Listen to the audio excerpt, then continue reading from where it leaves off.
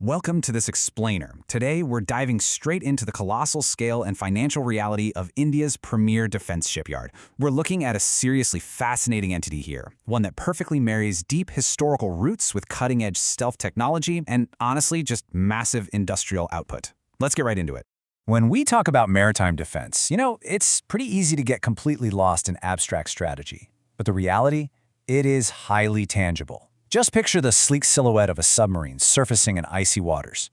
We're talking about thousands of tons of specialized steel, incredibly complex modular engineering, and absolute precise execution.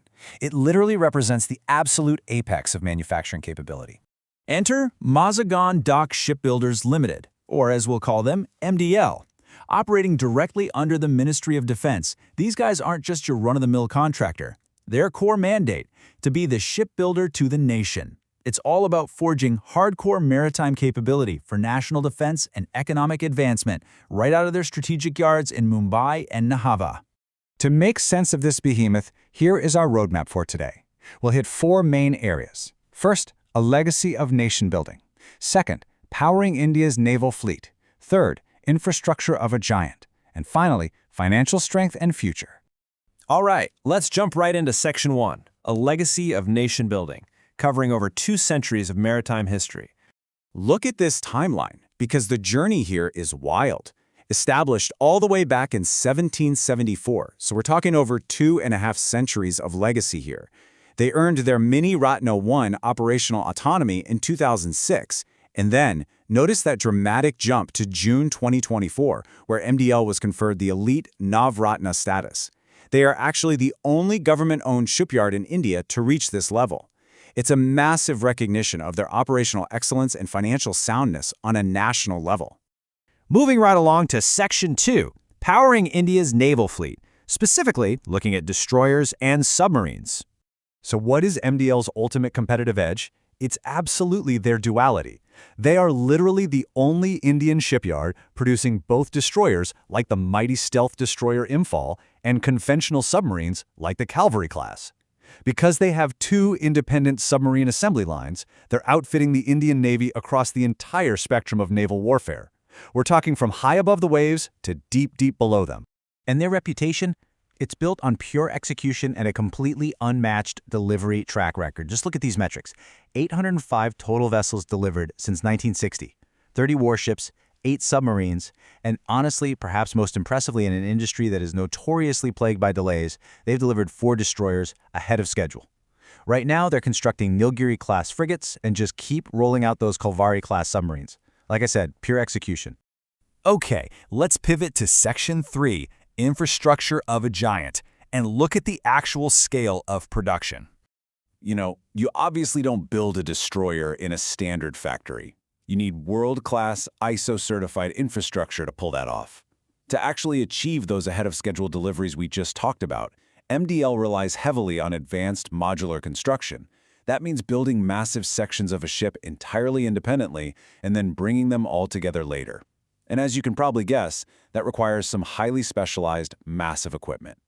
Just let the sheer weight of this number sink in for a second. 300 tons.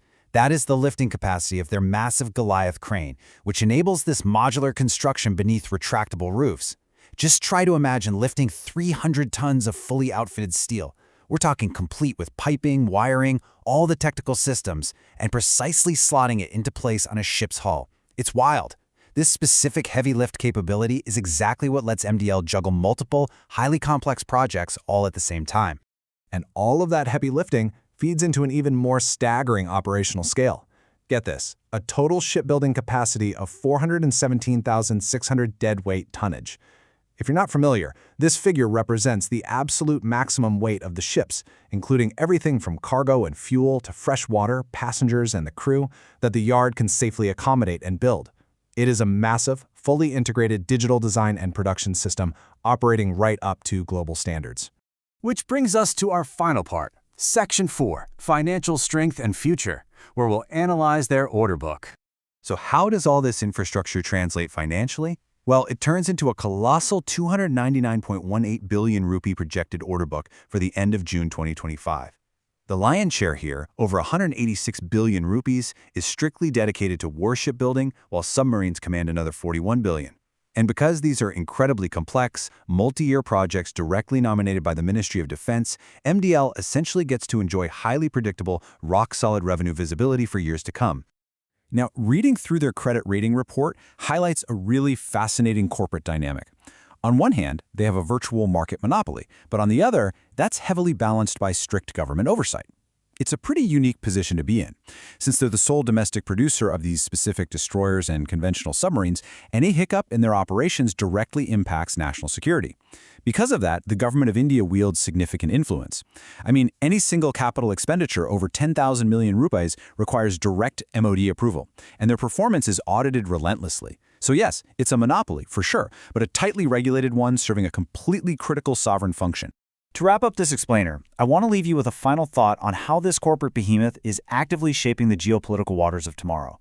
We've looked at their 250 years of history, the insane 300-ton cranes, their monopoly on submarine production, and an order book nearing 300 billion rupees. Mazagon Dock Shipbuilders isn't just a shipyard anymore. It's practically the main engine driving India's Make in India defense strategy. So, as they continue to expand their horizons, optimize costs, and push for actual technological leadership, how will their new autonomy as a Navratna company accelerate India's ultimate goal of total self-reliance in naval defense? It's a massive question, and the answer is literally being welded together right now in the docks of Mumbai. Thanks for joining me on this explainer. I'll catch you next time.